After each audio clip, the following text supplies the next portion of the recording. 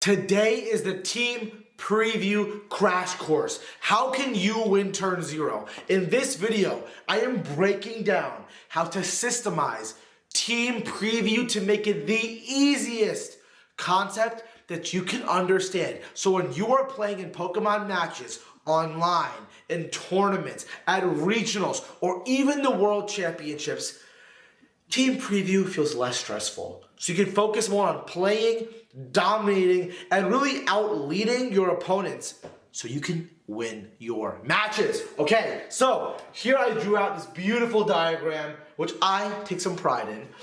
Leave a like if you like it, where we're going from team preview turn 0 all the way to all the different outcomes that could come out of team preview. Okay, so we're gonna go over different matchups, where you are, if you feel like you know it, if you're lost, what your best leads are, how to figure out your path if you are lost, and then last but not least, what you can actually lead. Okay? If that sounds good, get your notebook out. Get something to write, because I want you to take this method that I personally use myself in every single Pokemon match I ever play. I have mastered this to lead some of the craziest things and have advantages in almost turn 0 of all of my games. Why is this important? On top of that, is because if you want to outperform the most talented players in the world at any stage of your tournament or life playing, you have to find different advantages other than natural talent. This is one of those advantages. If you are always leading better and leading more intentionally, you have an advantage. And I've used this myself to beat the top players in the world like Wolf Glick, Joe Ugarte, and Fede Camporesi. Okay? So trust me, lock in. Alright, so first, let's go right into the video. So, right? Team preview turn 0. Right away, when you get your opponent's team sheet, in Pokemon VGC, it's open team sheet, right? You can look at your opponent's team, see what they have, they can see what you have. You should initially be able to diagnose, based on how much Pokemon you've played so far, if that is a good matchup or a bad matchup. And even if you don't know if it's good or bad, then where are you, right? You're lost. Okay? So no matter what, you are either in a good matchup, a bad matchup, or you are lost. So now, if you are in a good matchup, let's go. Because I love McFree matchups, right? If you're in a good matchup, there's two options, right? You either know it or you're lost.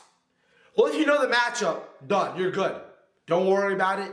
Do your thing. You know how to cook them, all right? However, you might be lost. That's a real possibility. Even in a good matchup, you might be lost in the fear, in the anxiety of the tension of a Pokemon tournament, right? Because it's true. It really is true that you might get lost in that situation. The other option is that you're in a bad match and you're like, shit. Damn. I pulled the auto loss. I pulled something that I didn't want to see. Well, I'm going to tell you right now, there is a way to where you can never get screwed on lead, even in your worst matchups. You're getting dirt, you're lying. No, I've created systems that prove that you can actually out-lead and out-turn 0, even your worst matchups, or at least make them 50-50, okay? So, the third choice, I said it already, you're just lost. You don't know if it's a good matchup, you don't know if it's a bad matchup, you're just lost, okay? So, if you're in a bad matchup, there are two options. One is, you're lost. You guys see how often people are lost? I get lost all the time. So you're either lost or you can default to your best percentage lead. I call this the ultimate half solution. Half solution plus. Why do I say that, right? Because if you have watched my old videos about how to intentionally practice, you know that all your games that you play online on Pokemon Showdown should be uploaded to the sheets called PASRS. If you have no idea what I'm talking about, it will be the last two links in the description. Basically, there's a document that you can actually go and upload your games from your online practice that will break down your matches, track your wins, track your move selections, track your matchup spreads, everything. And in that sheet, you can actually find your highest percentage lead that converts to wins. Okay? That is what I call your best percentage lead. If you are in a bad matchup and you don't know what to do, you can do the best percentage lead, right? This means in all your practice, if you lead this one duo, you have a 64% chance of winning. That's better than half. If you're lost in a bad matchup, you now lead with that duo, okay? So now, on both ends of the spectrum, you either know the matchup into a good matchup, or you default into your best percentage lead on a bad matchup. But the most common reality that all of us experience in tournaments, in these moments of playing VGC, is we're lost. We're like, dude, I don't know where to start. I have never seen choice specs on Alolan Ninetales. Choice Scarf on Goldango now. Assault Vest Ursaluna. Scale Shot Garchomp. What am I seeing?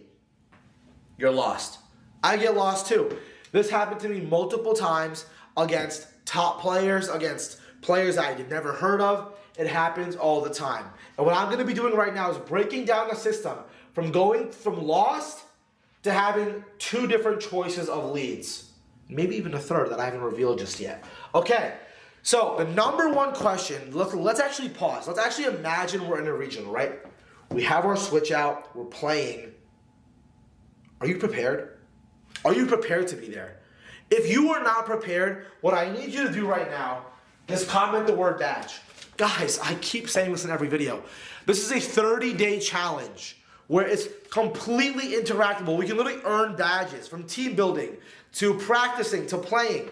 And not only that, I literally include a calendar too that you can track your progress. So, for you to get here to team preview, you better be showing up with some real practice, okay? I made that guide because that's what made me come out of retirement and get top 8 in multiple regionals and qualify for my first ever world champion. That is literally the process that I use 30 days before a tournament. So please use it, please, please, please. Comment the word badge if you want, and I'll send it to you right now in the comments for free. But going back to here, now you've done the 30-day badge challenge, you're prepared, you're locked in. It's round 1 of a regional. It's time to cook that opponent, boy. It's time to put them in the mixer. Call me the butcher the way I butch up the GOAT, Wolf Glick. I want you to be able to do the same thing. So, here's a team preview. I'm lost. What do? You don't actually need Pokemon in the example to follow this. I made it really simple. Answer one question. What cooks me? In other words, what should I be afraid of? What should I be afraid of? There's only 3 things, right? When you consider someone else's team. You're playing the game, you look at their team sheet, you're gonna ask yourself, what cooks me? What should I be afraid of? Is it a certain strategy? Is it a certain lead? Is it a certain Pokemon? What about their team gives you the most anxiety, the most fear, the most, oh my God, I have to deal with that? For me, these Pokemon include, in my current regulation team right now, Torkoal, Sun, Jumpluff, Sleep Powder. This includes Ursaluna, Blood Moon with Tailwind, Whimsicott. These are all Pokemon that I am personally myself afraid of. So I'm writing these down. If you're bringing a notebook or you're using your head, write or think of this and look at it. What should you do? Okay, right? Next, know your answers. If you ask yourself this question, you should be able to give yourself an answer. Because objectively, you are afraid of something. I have sat hundreds of matches, looked at hundreds of team sheets, and instantly my eyes will look to the team sheet. Oh, shit. They have that. Oh, no. Oh, they have that. Oh. I'm afraid. Ask yourself, what are you afraid of, okay? Just know, what does your body tell you scares you, right? The second question you have to ask is what scares them, okay? Be empathetic. If you're not a sociopath, you should be able to figure this out, okay?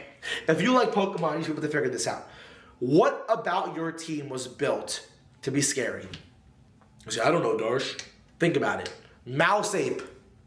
That scares your opponents. Dondozo Tatsugiri. That scares your opponents. Archaludon, Basculegion in the Rain. That scares your opponents. You have to figure out on your team, what is the scare? What is the fear? What is the Pokemon that goes crazy? Okay? And know your answers. And again, these are only one of 3 things. What scares them? Either a strategy that you have, a lead duo you have, or a Pokemon that you have. At least come up with something, okay?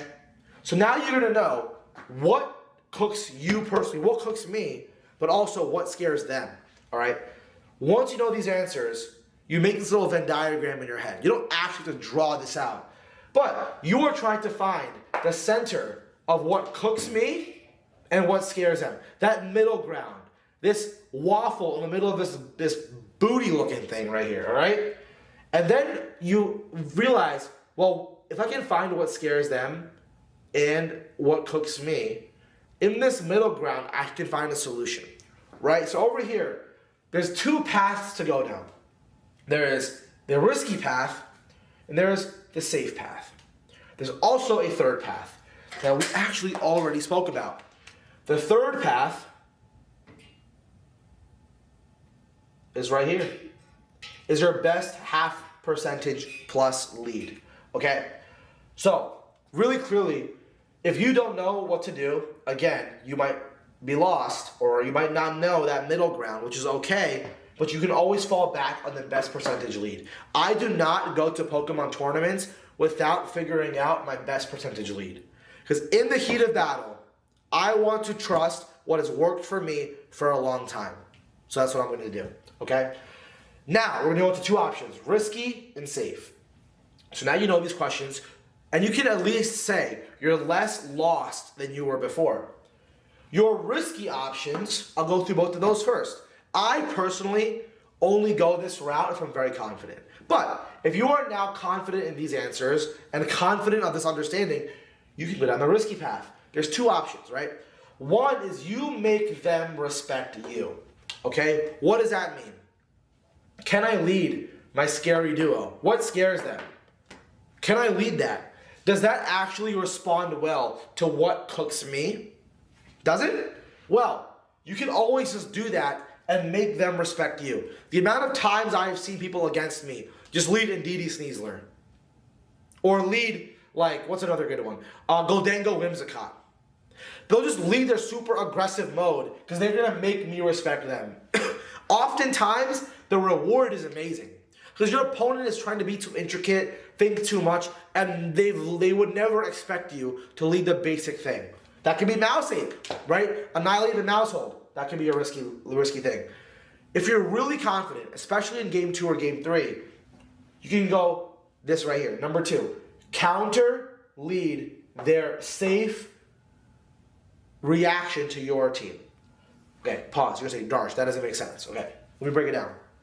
So, just like you are in this situation, they are in the same situation. Your opponent is also worried about what cooks them and what scares you.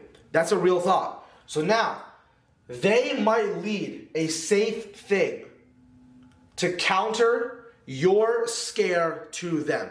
Let me say that again.